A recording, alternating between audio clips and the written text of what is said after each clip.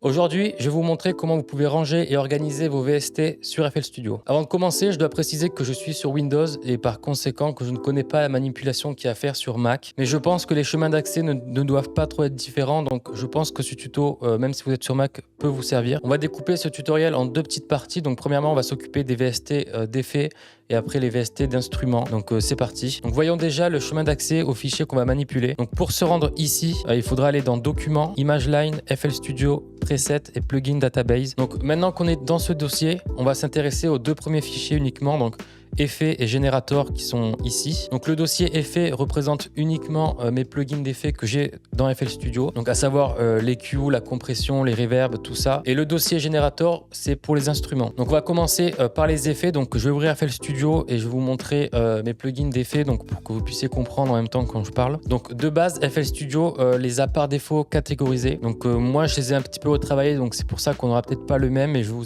tout vous expliquer par la suite. Donc par exemple, si vous téléchargez le plugin gratuit OTT qui est un compresseur multiband, eh bien il va le ranger dans un dossier avec les compresseurs d'origine d'FL Studio. Lorsque vous ouvrirez votre dossier effet, donc encore une fois ce sera pas exactement comme moi, vous verrez que vous aurez des dossiers et du coup FL Studio va par défaut tout catégoriser dans ces dossiers là. Des fois c'est utile, des fois pas vraiment. Je sais pas vous, mais je sais qu'il y a beaucoup de plugins de base dans FL Studio que je n'utilise pas, donc que je peux me permettre d'enlever. Donc on va prendre un dossier pour vous montrer un exemple. Donc ici le dossier Delay Reverb, c'est un dossier qu'FL Studio a créé par défaut. Si je vais dans mon FL Studio par exemple, vous verrez qu'ici en fait ça c'est mes dossiers et le dossier que je vous ai montré précédemment c'est celui-là, donc Delay Reverb. Donc à l'intérieur il y a 3 VST et si je souhaite par exemple modifier le nom de ce dossier-là, j'ai juste à retourner dans mon dossier effet, hop, je le renomme. Donc si je change le nom par exemple et que je mets mes plugins de reverb, imaginons que je souhaite l'appeler comme ça, je valide ici, je retourne dans mon FL Studio, donc j'ouvre ici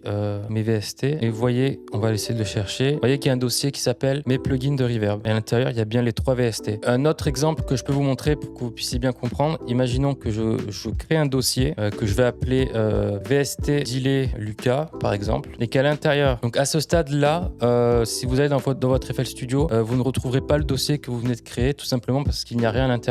Donc FL Studio ne l'affiche pas tout simplement. Donc si par exemple je vais ici et que je prends le delay 2 et 3 et que je les colle à l'intérieur de mon dossier que je viens de créer, donc VST delay Lucas, et que je retourne dans mon FL Studio, vous voyez que là par exemple le dossier vient de se créer et vient de s'afficher VST delay Lucas et dedans on a bien les 2 VST que j'ai mis à l'intérieur. Donc petite précision, donc ça c'est les fichiers de VST, d'accord, et juste au-dessus vous voyez qu'il y a par exemple un PNG et ici un autre truc, ça on s'en fout. Mais ici, les points PNG, c'est tout simplement lorsque je fais un clic droit, voilà, donc il y a toute cette fenêtre qui s'ouvre et c'est tout simplement en fait les images, elles servent à illustrer ce qui est ici. Donc la plupart, moi j'en ai pas parce que je les ai supprimés. Et par exemple, le delay qu'on a vu tout à l'heure, et par exemple l'image elle est ici. Donc imaginons que je retourne dans mon dossier, le delay 2, je supprime le PNG, le delay 3, je supprime le PNG, que je retourne dans mon FL Studio, je fais un clic droit. Vous voyez que ici j'ai le Fruity delay 2 et 3, mais je n'ai plus l'image d'illustration tout simplement parce que dans le dossier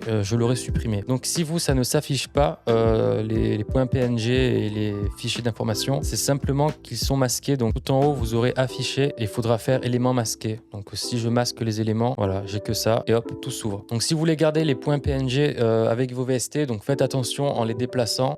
Si pour vous ça vous est égal, faites comme moi, supprimez-les et ça ne cassera pas vos plugins. Donc autre chose aussi à mentionner intéressante, imaginons que je cherche un plugin que je n'aime pas forcément. Donc ça, vous voyez, c'est un dossier que j'avais créé. J'avais déjà essayé de tourner la vidéo, mais j'étais vraiment pas content du résultat et c'est pas évident, je trouve, de faire un tuto. Je préfère vraiment faire de la musique, mais je me suis forcé un petit peu à le faire parce que c'était vraiment une question à laquelle je voulais répondre. Donc voilà, j'avais créé ce dossier-là pour le tuto, qui me sert plus parce que la vidéo, j'ai supprimé. Mais bref, du coup, si je clique dessus et que je récupère par exemple le VST que je sais pertinemment que je n'utiliserai pas, voilà, le tuner par exemple ici. Donc si je vais dans mon FL Studio, hop, dans mon dossier plugin que je n'utilise pas, hop, que je descends, vous voyez qu'il y a le tuner qui est ici. Ce que je peux faire, si je sais que je n'utilise pas, je peux, hop, tout simplement le supprimer. Je rouvre mon FL Studio et vous voyez qu'il a disparu de mon dossier. Donc en faisant comme ça, vous pouvez bien nettoyer vos fichiers de plugins. Mais si c'est des plugins que vous avez téléchargés sur internet, le mieux étant quand même de les désinstaller manuellement, donc en désinstallant les programmes sur votre ordinateur. Mais si ça ne marche pas, vous ne trouvez pas la solution, vous pouvez faire comme ça, il n'y a pas de problème. Donc pour récapituler, vous pouvez créer les dossiers que vous souhaitez en fonction de votre façon de travailler travailler ou de vos envies. Vous pouvez supprimer n'importe quel VST en 2 secondes et vous pouvez même les dupliquer. Donc je vais vous montrer ça de suite rapidement. Ici, si j'ouvre un dossier, je vais mettre dossier 1 pour l'exemple et dossier 2 et qu'à l'intérieur, je veux mettre un paramétrique EQ2, donc dans le dossier 1 et dans le dossier 2, que je vais dans mon FL Studio et que j'ouvre. Donc déjà, on voit que les deux dossiers ont été créés et que mon paramétrique EQ2 a été dupliqué.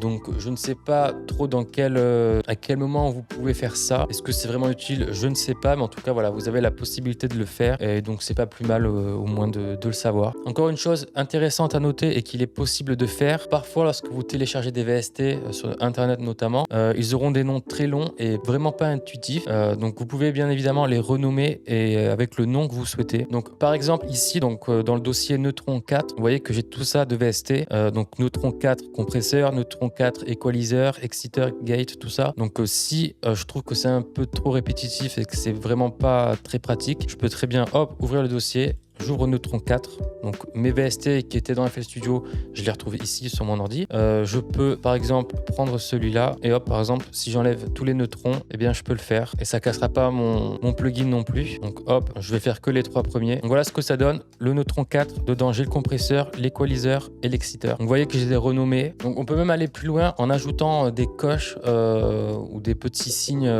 qu'on peut copier-coller sur internet. Je les ai pas tous faits, mais je vous montrerai. Donc par exemple l'exciter qui est ici, si je fais renommer et que par exemple au début je mets ça, donc ça c'est tout simplement quelque chose que j'ai copié-collé donc d'internet. Donc si je fais valider ici et que je retourne dans mon FL Studio, vous voyez qu'il a été pris en compte. Donc voilà, je sais pas si c'est vraiment utile, mais encore une fois voilà, je vous le dis. Donc voilà, il y a moyen de faire quelque chose de sympa, d'ergonomique et d'un minimum classe dans ces dossiers, et au moins pour vous y retrouver, je trouve que c'est vraiment pas mal. Donc voilà, je vous ai montré comment vous pouvez ranger vos VST sur FL Studio. Donc vous pouvez vous en inspirer pour ranger les vôtres ou pas. Et une chose que j'ai pas mentionné, mais vous pouvez aussi changer la vue. Donc par exemple, je vais dans mon FL Studio, je suis là-dessus. Donc là, c'est pas très joli. Donc même si on fait les dossiers proprement, j'aime pas vraiment.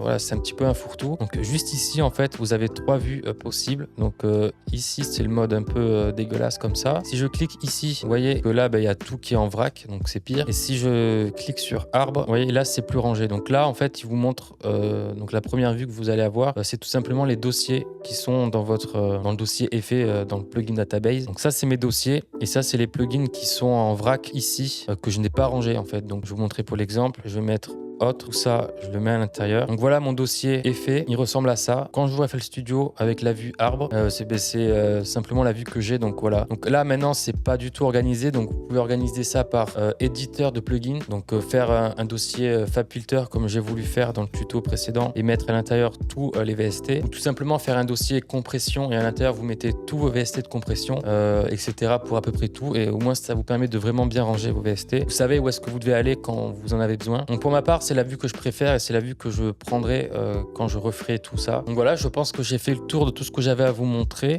Donc bien entendu, là on a vu uniquement les VST d'effet, mais ça fonctionne exactement de la même façon pour les VST d'instruments. Faites attention, on va pas supprimer ou on va pas faire de bêtises. De toute façon, si vous supprimez, normalement ça finira dans la corbeille, donc il y a moyen que vous récupériez ce que vous avez jeté. Donc si ce petit tutoriel vous a plu, je vous invite à me mettre un like sous cette vidéo, ça m'aiderait énormément. Et si ce type de contenu vous plaît, je vous invite également à vous abonner et activer la cloche des notifications. Cela vous permettra d'être alerté quand je sors une nouvelle vidéo, en sachant que je sors 2 vidéos par semaine, une le lundi et une le jeudi à 18 h. Donc moi je vous dis à lundi pour une prochaine vidéo. C'était Lucas.